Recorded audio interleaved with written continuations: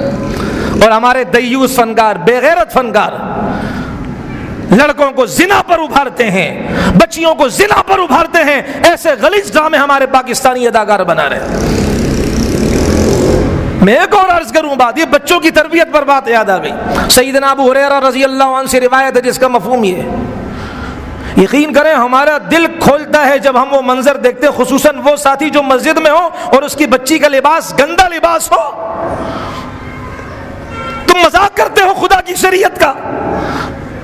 سیدنا ابو ہریرہ کی روایت ہے رضی اللہ تعالی عنہ، فرماتے ہیں کہ میں اس سے پہلے تھوڑا ذہن بنا دوں، ہر انسان کے ساتھ جن لگا ہوا ہے، شیطان، مسلمان کے ساتھ بھی کافر کے ساتھ بھی۔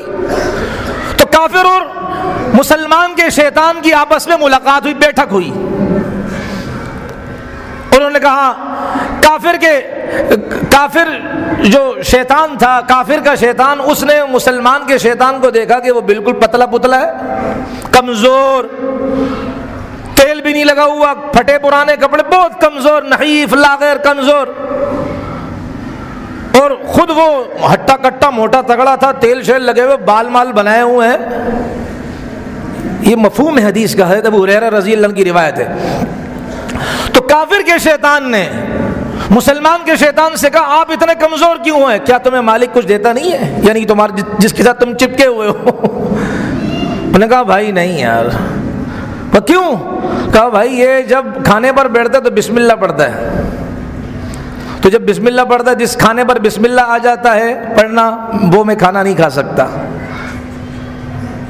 اور جب یہ پانی پیتا ہے تو یہ بسم اللہ پڑھتا ہے، کھانا بھی بند، پینا بھی بند، اب میں کیا کھاؤں؟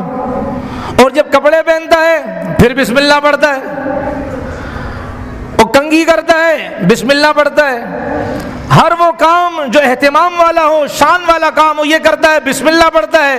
جب یہ بسم اللہ پڑھتا ہے اس چیز کو میں اچک نہیں سکتا، لے نہیں سکتا، اس لیے میں کمزور ہو گیا ہوں۔ وہ کافر کا شیطان کہتے ہیں ہاں میرا تو وہ جو دوست ہے، ساتھی ہے، وہ بسم اللہ تو جانتا ہی نہیں، وہ پڑھتا ہی نہیں ہے، لہذا اس کے ساتھ میں کھانے میں بھی شریک ہوتا ہوں، اس کے ساتھ میں پانی کے پینے میں بھی شریک ہوتا ہوں، لباس پہننے میں بھی اس کے شریک ہوتا ہوں۔ اس لیے یاد ہے میں نے ایک دفعہ کہا تھا اللہ کے نبی کی سنتیں، مولانا یوسف رحمۃ اللہ علیہ کا نام غالباً میں نے ذکر کیا تھا کہ اس اللہ کے نبی کے طریقوں نے ہمیں کہاں تک حفاظت کی ہے۔ میں بولتے ہوئے شرماؤں گا نہیں آج، اس لیے کہ ہمارے نوجوانوں کو کچھ پتہ نہیں، بیچاروں کو ٹک ٹاکر بنے ہوئے، بس یہ اچھا آتا ہے ہمارے نوجوانوں کو۔ میں نے اس وقت ایک بات بہت پہلے عرض کی تھی، یہاں تک کہ جب میاں بیوی کا آپس میں ملاپ ہوتا ہے، انسان دعا نہیں پڑھتا، شیطان اس کی بیوی سے لطف لیتا ہے، اور جب اولاد ہوتی ہے شیطانی اثرات لے کر پیدا ہوتی ہے۔ اللہ کے نبی نے اس موقع کی بھی دعا بتائی ہے تاکہ میری امت شیطان کے اثرات سے بچ جائے۔